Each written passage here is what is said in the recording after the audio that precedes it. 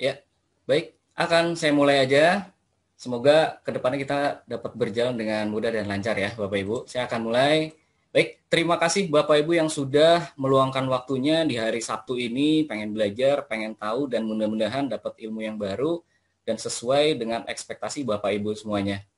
Nah, hari ini saya akan share tentang Magical Design with PowerPoint untuk presentasi gitu ya. Jadi gunakan trik-trik dalam PowerPoint untuk mendesain slide yang menarik dan berbeda. Nah, tadi Bapak Ibu udah sempat sounding, kenapa sih pengen ikut kelas ini? Oh iya, selama ini presentasi saya pakai slide-nya jadul, atau pakai slide-nya mungkin belum menarik. Nah, hari ini semoga kita bisa belajar untuk me-makeover gitu ya, slide-slide Bapak Ibu yang sudah pernah dibuat sebelumnya, menjadi lebih menarik dan berbeda. Nah, tadi ada yang Mas Reza kenalan dong, oke. Nah, ini sekilas profil saya. Jadi saya memulai karir untuk pertama kali itu di PT Prima Kelola Agribisnis, dia konsultan pertanian, dan saya mulai karir di tahun 2009. Ya. Terus kedua, di tahun 2011 saya masuk di PT Sumber Alvaria Trijaya, itu salah satu retail, nama merek dagangnya adalah Alfamart. Nah, saya sama nih gitu ya, satu alumni dengan Mas Sofan, dan saya waktu itu di training and development. Ya. Dan terus waktu itu untuk promote saya di Manado untuk menjadi People Development Manager. Dan terus dari Alfamart saya pindah lagi ke PT Wilmar, itu plantation, perkebunan sawit. Dan saya nggak lama di sana, cuma 6 bulan, karena saya sudah menikah dan istri saya sudah diinfokan hamil. Akhirnya sudah saya resign dan akhirnya saya pindah nih tahun 2016 itu ke Jogja. Itu di Ayam Geprek Bokmoro. Jadi saya asli Bogor dan sekarang domisilinya di Jogja. Nah, berikutnya saya di PT Berkah Buah Berlapan. Mungkin Bapak Ibu pernah dengar gitu ya, sekarang banyak kue-kue artis. Nah, salah satunya adalah PT Berkah Buah Berlapan. Itu brand ambasadornya adalah Dude Harlino gitu ya, dengan merek Jogja Scrummy-nya. Jadi saya di sana 2 tahun menjabat sebagai HR Manager. Dan akhirnya setelah dari situ saya di sini masih aktif di PT Trans Retail Indonesia dengan merek dagangnya adalah Transmart gitu ya. Jadi saya sekarang di Transmart sebagai regional training. Jadi kalau memulai karir dari tahun 2009 sampai sekarang kurang lebih karir profesional saya baru 11 tahun. Dan lebih banyaknya berkutat di training and development. Dan ini IG saya, dan ini IG untuk saya posting yang berkaitan dengan desain menggunakan PowerPoint. Jadi nanti Bapak Ibu silahkan follow untuk yang ini. Kadang-kadang saya juga suka bikin untuk desain, ya udah saya share atau saya posting di IG saya yang kedua ini. Dan ini nomor WA saya yang ada di grup juga. Jadi nanti grup WA itu akan kita fungsikan sebagai tempat mentoring gitu ya. Jadi kalau misalnya Bapak Ibu pengen ada yang ditanyakan, ada yang didiskusikan, silahkan share di grup. Atau grup itu akan kita pakai juga untuk sharing hasil karya Bapak Ibu semua. Ya, biar kita saling menyemangati gitu ya untuk mendesain yang bagus. Oke, ini sekilas tentang profil saya. Kayaknya nggak ada yang ditanyain lah ya. Kita lanjut aja. Nah, ini balik lagi. Kita ingin mendesain dengan yang menarik dan berbeda. Pertanyaannya, gitu ya. Pertanyaannya gimana Mas caranya mendesain slide yang menarik dan berbeda? Ya, yang pertama saya akan menjawab dengan ini dulu. Kita tanya dulu, kalau misalnya nih kita membuat slide presentasi, tujuannya itu apa sih? Ya, kita berawal dari tujuannya dulu. Tujuannya mau bikin presentasi itu untuk apa? Ya. Apakah pertama kenapa sih kita bikin slide presentasi? Terus apa sih yang kita harapkan dengan kita bikin slide presentasi ini? Audiensnya jadi tahu A, terus audiensnya ingin melakukan A atau apa? Jadi pertama adalah tentukan tujuannya dulu nih. Misal Bapak Ibu mau bikin slide presentasi untuk seminar, slide presentasi untuk sidang. Artinya kan ingin menyampaikan knowledge atau hal apapun yang sudah kita hasilkan gitu ya ke audiens kita. Jadi kalau misalnya kita udah netapkan tujuannya apa, kita akan tahu nih bikinnya seperti apa. Ya, jadi seperti itu Bapak Ibu, kita harus tentukan dulu nih tujuannya apa. Kalau misalnya udah tahu tujuannya apa, kita akan enak. Ya. Oke, yang berikutnya adalah alur nih. Kalau kita udah tahu nih ya gambaran besarnya, konsep besarnya kita mau bikin slide presentasi apa, baru kita akan mudah bikin alurnya. Misalnya Bapak Ibu mau bikin slide presentasi tentang seminar hasil penelitian. Kalau sudah tahu tujuannya untuk meminarkan hasil penelitian, pasti akan enak gitu alurnya. Pertama saya akan jelaskan dulu, kenapa sih saya mengambil judul atau tema penelitian ini. Terus akhirnya dijabarkan kenapa membuat penelitian ini, terus dijabarkan lagi apa aja sih yang dilakukan, terus ada kendala atau enggak, dan lain sebagainya. Ya, kalau di gambar ini anggaplah Bapak Ibu tuh lagi di jalan nih dari Bogor mau ke Bandung. Kan jalannya bisa lewat Jonggol gitu ya, atau bisa lewat jalur puncak. Jadi kalau misalnya kita udah tahu tadi tujuannya mau kemana, kita tentukan nih alurnya mau lewat mana. Ya. Dan yang kedua, jadi pertama harus tahu tujuannya, terus kedua harus tahu alurnya. Harus tahu konsep bikin slide presentasinya, ya. Oke, nah yang ketiga, kalau kita udah tahu tujuannya apa, kedua alurnya sudah tahu, ketiga baru nih kita ngomongin desainnya. Gimana cara mempercantik slide-nya, ya. Kalau di desain mungkin nggak tahu nih Bapak Ibu udah pernah baca mungkin ya beberapa artikel yang mungkin menjelaskan juga, oh Mas, kok konsepnya desain banyak banget ya? Iya, banyak banget. Ya, kalau misalnya saya baca bukunya Robin Williams, dia menggunakan prinsip desain itu ada 4. Dia nyebutnya adalah CRAP, C-R-A-P gitu. Yang pertama ada kontras gitu ya, kedua ada repetition, ketiga ada align gitu ya, yang keempat ada proximity. Jadi setiap orang itu punya prinsip masing-masing. Gitu ya. Berbeda lagi dengan yang lain, ada yang pakai 7 prinsip. Nah, di materi kali ini saya akan menggabungkan prinsip-prinsip yang tadi. Jadi dalam desain itu ternyata setelah saya bedah dan saya gabungkan menjadi seperti ini. Nah, yang akan kita bahas adalah 9 prinsip desain. Sampai sini ada yang mau ditanya dulu, Bapak Ibu? Kalau nggak ada, kita lanjut ya. Saya nggak pengen berlama-lama di teori, jadi kita akan coba banyakin di praktek. Apa aja sih Mas 9 prinsip desain? Nah, yang pertama adalah ketika kita bikin slide, nggak usah yang terlalu kompleks. Bikin yang sederhana. Kenapa harus sederhana? Karena kalau misalnya sederhana, audiens kita gitu ya, atau peserta training kita misalnya gitu ya, dia fokus ke hal-hal yang diperlihatkan di slide. Misal seperti ini ya, yang Bapak Ibu lihat. Ini sangat sederhana, ada gambar, ada angka, dan ada teksnya. Dan saya pengen prinsip sederhana ini dipakai dalam tiap slide yang saya buat. Nah, gimana caranya Mas? Saya akan liatin dulu. Mungkin Bapak Ibu pernah bikin slide yang seperti ini ya. Ini contoh 3 langkah merancang slide. Yang pertama tujuan, kedua alur, ketiganya desain, dan ini adalah tulisan semua nih. Ingat, kalau kita slide pakai PowerPoint, yang harus ditonjolkan adalah poin-poinnya aja. Kalau ini tulisan berarti namanya bukan PowerPoint, tapi power reading gitu ya. Jadi jangan sampai Bapak Ibu memunculkan, oh iya ternyata ini malah power reading ya. Artinya ketika saya memunculkan tulisan, orang baca sendiri pun udah langsung bisa. Seperti itu. Ya, jadi silakan Bapak Ibu buat sesederhana mungkin. Ya, ini yang pertama. Oke, kalau misalnya ngelihat slide seperti ini, gimana Mas cara mempercantiknya?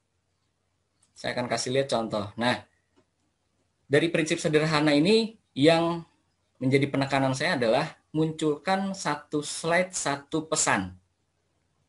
Ya, munculkan satu slide satu pesan. Oke, misalnya tadi 3 langkah merancang slide. Nah, ini dijadikan satu slide nih sama Bapak Ibu. Yang kedua tujuan, yang ketiga alur, yang keempat desain. Kan tadi sudah ada poin-poinnya ya. Kalau bisa diusahakan satu slide satu pesan. Itu adalah prinsip sederhana. Ya. Makanya kalau slide saya pun ya seperti ini gitu ya. Ini cuman satu slide satu pesan. Karena nanti yang akan menjelaskan adalah Bapak Ibu gitu di masing-masing poinnya. Oke, ini prinsip yang pertama adalah sederhana. Oke, prinsip yang kedua adalah visual. Nah, tadi saya dengar ada Bapak Ibu yang presentasi ke anak-anak, ada yang presentasi untuk dewasa juga.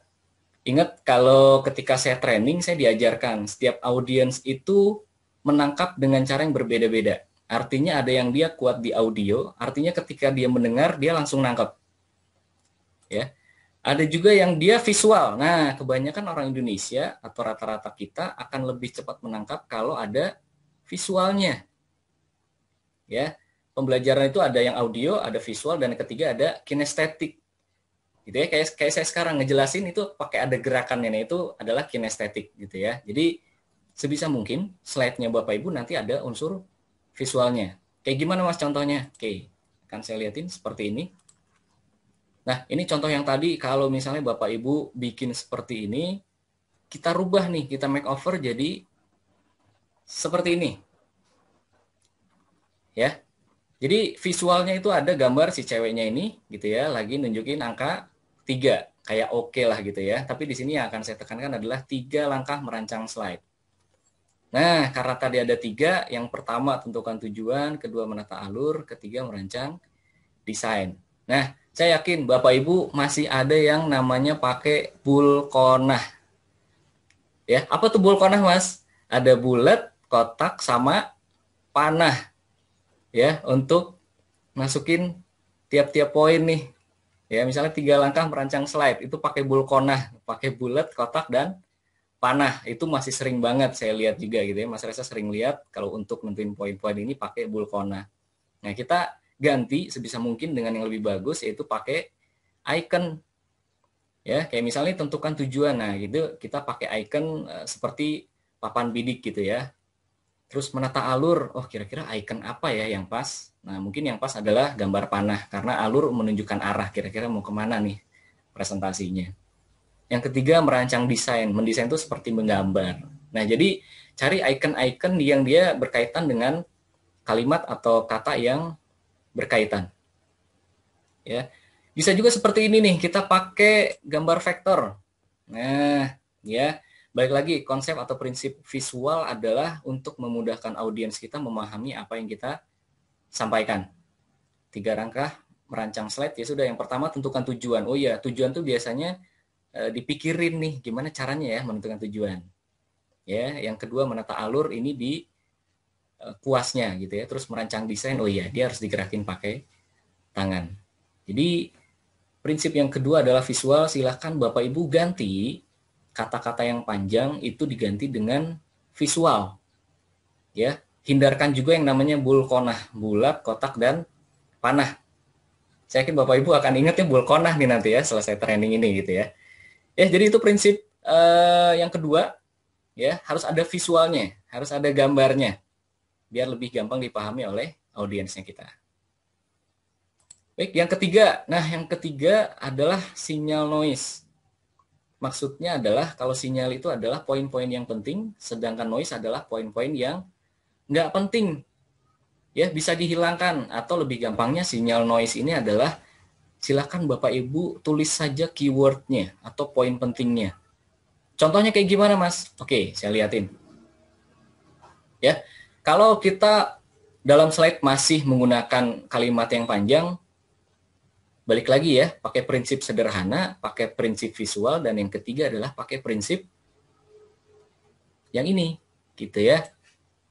Kita pakai sinyal noise, artinya ternyata dari pemaparan kita yang panjang itu bisa kita sederhanakan nih. 3 langkah merancang slide, ternyata apa? Cuma 2 baris doang kan jadinya. Tentukan tujuan, menata urutan slide, dan merancang desain slide. Ya, dari tulisan Bapak Ibu yang panjang tadi kita sederhanakan ternyata menjadi seperti ini. Ini yang namanya sinyal to noise. Jadi buang yang tidak penting dan ambil yang pentingnya aja. Nah, makanya di sini saya kasih warna biru nih. Berarti poin utamanya adalah yang penting pertama tujuan, kedua urutan slide-nya, dan yang ketiga adalah desain slide-nya. Jadi itu prinsip yang ketiga adalah sinyal noise. Oke, yang keempat, gambar. Ini mirip-mirip dengan visual, tapi nanti akan kita lihat ya perbedaannya. Kenapa sih Mas harus dikasih gambar? Contoh, misal Mas Reza bikin slide seperti ini nih, ada fakta membaca. Ya, rata-rata orang Indonesia hanya membaca 3-4 kali per minggu ya, bla bla bla bla, sampai rata-rata hanya 5 sampai 9 buku yang dibaca. Sebenarnya simpelnya untuk slide ini sudah dapat nih ya, kontrasnya udah dapat. Tapi akan lebih oke lagi kalau misalnya Bapak Ibu kasih efek seperti ini. Ya.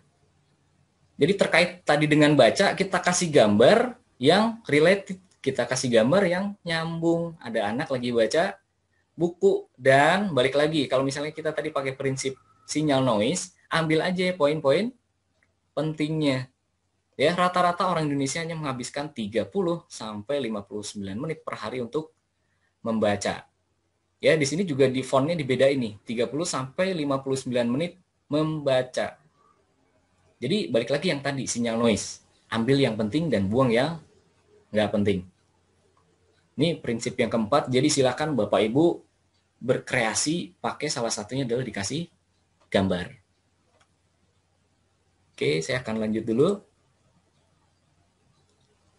Nah, yang kelima adalah ruang kosong atau white space. Nggak mesti putih ya. Maksudnya white space adalah negative space. Artinya merupakan ruang yang sengaja dikosongkan. Saya juga pernah lihat kok, satu slide tuh isinya penuh gitu ya, bacaan semua. Atau ada gambarnya penuh gitu ya, dengan bacaannya. Artinya slide kita tuh jadi sesak. Bayangkan kalau misalnya white space itu adalah identik dengan kalau misalnya Bapak Ibu ingat kalau naik lift.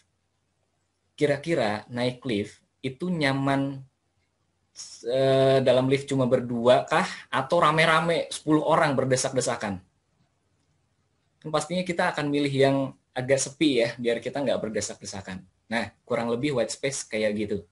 Jangan sampai slide kita tuh penuh dengan tulisan, penuh dengan gambar. Jadi ini pun akan membiaskan pandangan si audiens kita. Ini mau lihatnya yang mana dulu ya, gambar dulu atau tulisan dulu. Jadi peserta kita, audiens kita nggak fokus jadinya. Nah di sini pun kalau Bapak Ibu lihat, saya akan merahkan gitu ya, ruang yang sengaja dikosongkan. Ketika Bapak Ibu lihat kalimat yang itu, Bapak Ibu langsung ingat, oh iya white space adalah ruang yang sengaja dikosongkan. Kayak gimana contohnya Mas? Ya ini sebenarnya ruang kosongnya adalah yang nggak ada tulisan ini adalah white space. Ya, jadi balik lagi white space adalah jangan semuanya dimasukin ke dalam slide. Contohnya gimana Mas? Nah, contohnya kayak gini. Kalau misalnya Bapak Ibu gitu ya, ada yang pengen demo masak, dia pengen ngasih teorinya dulu. Coba dia lihat slide yang ini. Udah gambarnya gede, udah gitu fontnya gede, dan akhirnya white space-nya sedikit banget nih. Ya, satu slide kita penuh banget. Bisa jadi banyak orang yang kedistrak, kita ngelihat tulisannya dulu atau ngelihat gambarnya dulu nih. Ya, bandingkan dengan slide yang berikutnya. Ya, saya bikin lebih simpel. Resep memasak tom yum. Ya sudah, tom yumnya aja yang dikasih lihat. Jadi gambar yang cabai dan lain sebagainya itu kita crop, kita hilangkan. Ya, balik lagi prinsipnya ada simple, ada visual, ada sinyal noise, dan yang sekarang kita pakai prinsip white space. Jadi sisakan ruang kosong gitu untuk slide kita biar bisa bernafas. Gitulah ya, kurang lebih seperti itu. Oke, ini yang kelima, sampai sini ada yang mau ditanyain dulu? Sebelum saya lanjut ke yang 6, 7, 8, 9. Mas Reza? Ya, boleh Bu Nadia. Untuk yang penggunaan warna ataupun font dalam satu slide gitu ya, Ya. Apakah ada batasan? Misalnya tadi kan saya lihat terbatas ya, ada 2 warna aja digunakan dan 2 font aja. Kalau misalnya fontnya bisa lebih dari 2 kayak gitu, apakah mempengaruhi juga gitu untuk jadi lebih riuh atau gimana? Ya. Oke, balik lagi. Terima kasih Bu Nadia. Nah, balik lagi sebenarnya kalau kita baca artikel memang banyak ya. Ada yang bilang maksimal 2, ada yang bilang maksimal 3. Sebetulnya tujuannya utamanya adalah melihat konsistensinya. Ya, kenapa fontnya nggak boleh banyak-banyak? Karena lebih ngelihat konsisten. Kalau misalnya nih audiens kita anak-anak, mungkin boleh pakai font yang beda-beda nih tiap slide. Ya, tapi kalau misalnya terlalu banyak slide, akhirnya jadi kelihatan tidak harmoni ya dari slide 1 sampai terakhir. Itu makanya kenapa kita batasi biasanya maksimal 2 sampai 3 font, Bu Nadia. Gitu ya. Terus kedua, untuk pewarnaan diusahakan warna dari awal sampai akhir itu senada. biar ada keterhubungan gitu ya dari slide awal sampai slide akhir. Jadi orang kebayang, kalau misalnya bahasa marketingnya top of mind gitu ya, kebayang-bayang, oh iya, slide-nya Mas Reza tuh kalau nggak putih ya abu-abu misalnya gitu. Oh, slide-nya Bu Nadia tuh pasti pakai background-nya gelap. Ya, dari awal sampai akhir dia konsisten. Nah, untuk font, kalau misal nih Bapak Ibu dulu misalnya sering presentasi, terus dalam jumlah banyak nih pesertanya, diusahakan font itu adalah minimal ukurannya 30 poin. Atau, Mas, gimana kalau peserta saya banyak sampai ke belakang? Nah, diusahakan Bapak Ibu sebelum mulai presentasi, coba berdiri atau bahkan duduk di kursi paling belakang, lihat slide Bapak Ibu yang udah dibuat. Masih kebaca atau enggak? Kalau masih kebaca, berarti ukuran fontnya udah lumayan cukup. Ya, yang pertama adalah itu, jadi yang kedua keterbacaannya. Balik lagi dengan warna yang tadi Bunda dia tanyain. Kalau misalnya backgroundnya gelap, teksnya harus yang terang. Ya, ataupun sebaliknya, kalau slide-nya terang berarti fontnya yang gelap. Ada lagi trik yang lain, kalau misalnya kita pakai backgroundnya gelap, fontnya harus lebih gede atau bahkan lebih dari 30 poin. Jadi biar keterbacaan dan kontrasnya lebih bagus. Jadi kurang lebih seperti itu Bu Nadia. Jadi memang dibatasi 2-3 font maksimal. Terus untuk ukuran fontnya kita biasanya ya kalau untuk presentasi itu di minimal 30. Gitu ya, biar keterbacaannya lebih bagus. Tapi itu nggak jadi patokan. Balik lagi kalau misalnya pesertanya kita banyak, kita duduk aja di bangku paling belakang. Masih kebaca nggak slide kita? Kalau masih kebaca, berarti oke, ukurannya udah pas. Seperti itu Bu Nadia, semoga menjawab ya. Ya, makasih Mas. Sama-sama. Ada lagi yang lain, Bapak Ibu? Mas Reza boleh tanya ya? Iya, boleh. Silakan Bu. Untuk proporsi ruang kosong yang kita sediakan itu kira-kira proporsi antara ruang kosong dengan tulisan dan gambar itu berapa persen ini? Supaya nggak terlalu terlihat tadi penuh dan nggak terlalu terlihat apa? Kosong banget. Kosong banget jadinya. Iya. Kalau kita pakai prinsip white space, memang kita nggak ada patokan ya Bu, berapa persennya. Tapi ketika misalnya kalau saya pribadi nih ya, ngelihat ini mungkin 40% white space-nya. Karena gambar ini udah memakan lumayan gede, terus sama fontnya lumayan gede. Artinya yang penting slide kita nggak terlalu kelihatan sesak. Gimana caranya ya? Nah, biasanya kita cari teman. Kira-kira udah oke belum nih slide saya yang saya bikin? Terlalu sesak atau enggak? Itu biasanya kalau saya pakainya paling 40% Bu, sisanya. Jadi nggak terlalu sesak banget. Kalau misalnya kita lihat yang ini, ya ini kan space-nya udah tinggal dikit banget nih. Di kanannya cuma sedikit, di atasnya juga dikit, di bawahnya juga sedikit. Jadi terlihat sesak banget gitu ya, kayaknya di slide yang ini gitu ya. Walaupun mungkin buat yang lain bisa aja nih bagus-bagus aja gitu ya. Tapi kalau kita pakai prinsip desain, kita harus pakai yang namanya white space atau negative space. Kayak gitu Bu Ari. Baik, terima kasih. Sama-sama. Ada lagi yang lain Bapak Ibu? Lanjut? Oke, kita lanjut ya. Nah, tadi sempat ditanyakan juga, yang keenam adalah prinsip kontras. Nah, kontras itu artinya berbeda lah gitu ya. Apa sih Mas yang dimaksud dengan berbeda? Saya akan liatin dulu contoh slide-nya. Nah, kira-kira kalau Bapak Ibu lihat slide ini, mungkin nggak ada yang salah ya. Tapi kok warnanya senada semua nih, kayak nggak ada yang beda. Bandingin dengan slide yang berikutnya. Nah, biasanya banyak juga nih Bapak Ibu guru yang suka bikin slide interaktif gitu ya. Ketika diklik, dia muncul ke hyperlink yang lain. Nah, kalau misalnya yang kiri, ini kita lihat kontrasnya kurang bagus. Ya, karena warnanya sama dengan background-nya. Ya, di sini tombol iya-nya memang kita bikin kontras lah. Inilah yang disebut dengan kontras, artinya berbeda. Kenapa sih Mas kok ada fungsi kontras? Manfaatnya adalah untuk penekanan terhadap audiens kita. Apa sih yang akan dilihat pertama kali oleh audiens kita ketika kita memunculkan slide kita? Jadi lebih ke fungsi penekanan. Dan audiens kita juga fokusnya hanya ke satu titik yang kuning ini gitu. Ya. Kalau misalnya Bapak Ibu mau lihat gambar. Nah, di sini misalnya ada gambar burung. Ya. Karena ini background-nya gelap, kita kasih nih warna fontnya adalah yang terang. Dalam hal ini, dalam contoh ini adalah warna kuning, gitu ya, dan senada juga dengan warna burungnya. Ya, ini ada burungnya warna kuning. Atau kita mau kasih teksnya warna putih pun sama. Jadi masih senada dengan warna burung yang satunya itu warna putih. Ya. Nanti kalau misalnya nih Bapak Ibu, nanti di slide terakhir ada quote saya yang akan saya bikin kontras juga. Jadi kalau misalnya Bapak Ibu bikin slide, kalaupun misalnya terpaksa harus tulisan semua, cari poin-poinnya, dan kata atau kalimat mana yang menjadi kata kunci, itu kita rubah fontnya dan kita rubah hurufnya, biar kelihatan kontras dengan yang lain. Itu bisa kita pakai seperti itu.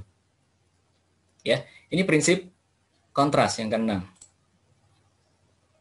Nah, ini yang ketujuh, prinsip kedekatan. Maksudnya apa nih, Mas? Kita langsung lihat aja contohnya ya.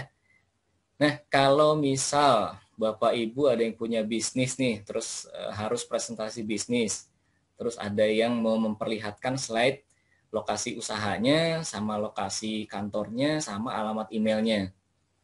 Sebenarnya kalau kita lihat, balik lagi ya, kalau kita lihat fine-fine aja nih dengan slide ini.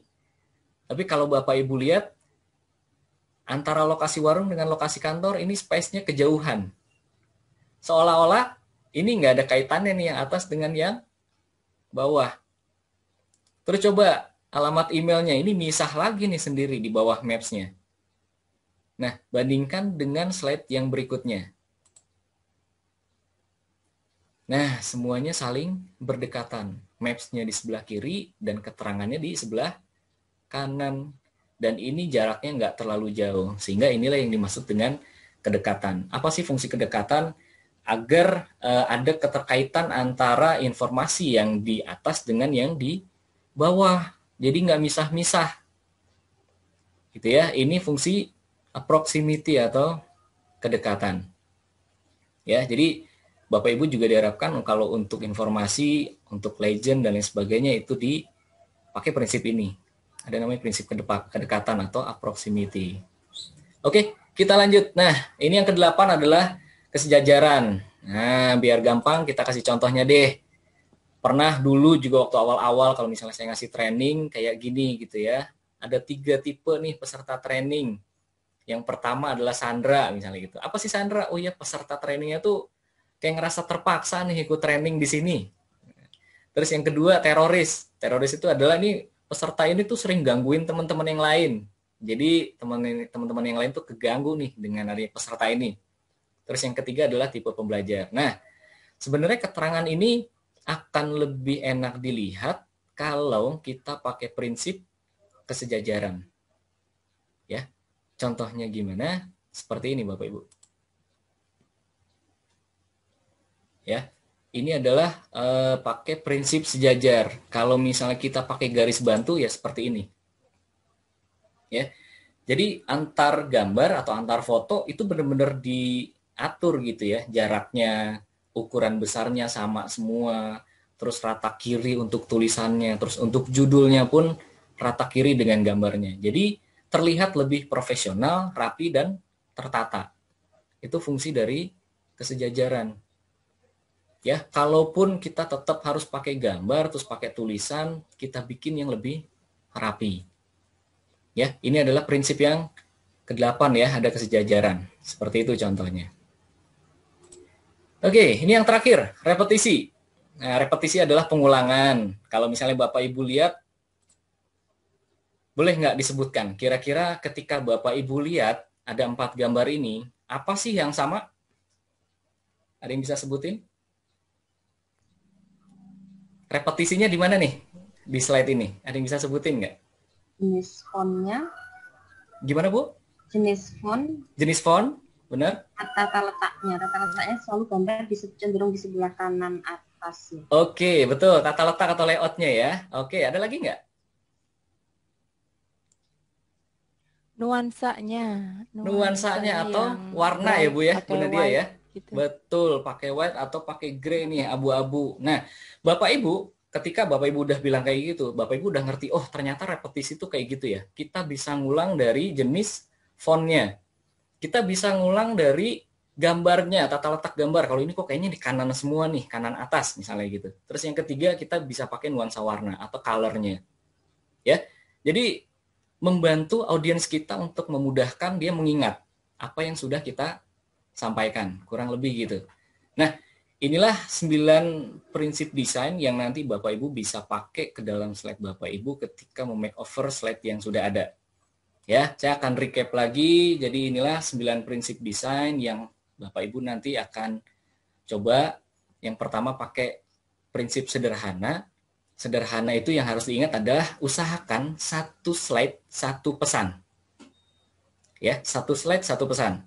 Kedua, visual, usahakan hindarkan yang namanya bulkona, ya, bulat, kotak, dan panah. Ganti dengan icon, ya. Terus yang ketiga, sinyal noise, hilangkan yang tidak penting dan munculkan keyword yang penting. Yang keempat adalah gambar, berikan gambar yang berhubungan dengan kata kunci yang kita munculkan. Nah, yang kelima, ruang kosong, ingatnya adalah ketika Bapak Ibu kayak di lift. Ya, jangan sampai di lift itu bergerombol. Atau kalau dalam slide, kok slide-nya penuh banget nih, sesak. Gitu ya. Terus kalau kontras, itu kontras Bapak Ibu saya yakin udah tahu, hanya perbedaan ya. Karena kalau untuk beda itu menjadi fokus utama dari audiens yang pengen melihat slide kita.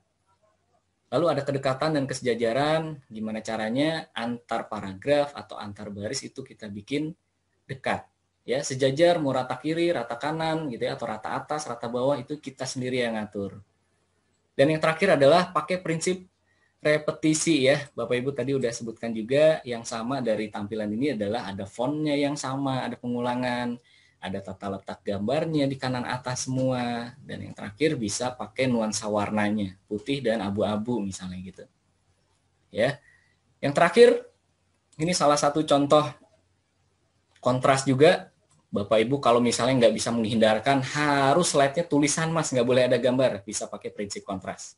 Nah, ini adalah contoh prinsip kontras. Di sini ada quotes, hanya dengan melakukan kesalahan-kesalahanlah ilmu Anda bisa tumbuh dan berkembang. Anda harus mulainya dari yang jelek dahulu untuk menghasilkan sesuatu yang indah.